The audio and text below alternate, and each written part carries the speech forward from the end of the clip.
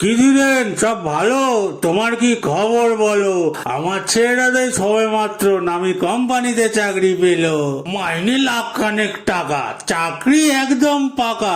ভাবছি এবার ওর জন্য শুরু করব মেয়ে দেখা। বাবা আমি আসি, কাল ডেকেছিল মাসি, এরপর কিন্তু দেরি করলে লেট হয়ে যাবে বেশি। আরে একটু দাঁড়া, অত কিসের তারা? এইখানেতে চুপ করে বস তোর ছাড়া। তোমার ছেলেটা কি যেন করে? বেকার বসে না ঘরে, চাকরি বাকরির তো কোনো পাত্তা নেই শুনছি অনেক দিন ধরে। বাবা মাসি করেছে ফোন, বলছে আসবি কখন, তাড়াতাড়ি আয়, তোর জন্য খারাপ করছে মন। মাসিকে দে বলে অন্য দিন যাবি চলে, আজ না গেলে খুব একটা ক্ষতি হবে না তার ফলে। 4 চাকা নেবে বলছে ছেলে, মাত্র মাস 6 গেলে।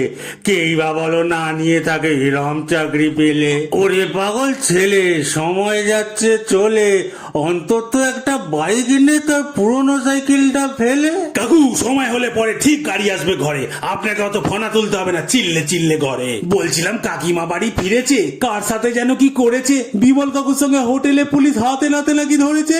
আপনার ছেলে বৌদি কেসে গেল বার গেছিল ফেসে, এখনো নাকি সেই কেস চলছে, খগেন বলছিল কালে এসে। আপনার মেয়েকার সংসার জ্বালিয়ে তার বরের সঙ্গে গেছিল পালিয়ে, তার জন্য আবার ছেলে খুঁজছেন, তাকে অন্যের গলায় দেবেন ঝুলিয়ে। হ্যালো হ্যালো হ্যালো, দূর নেটওয়ার্কটা কোথায় গেল?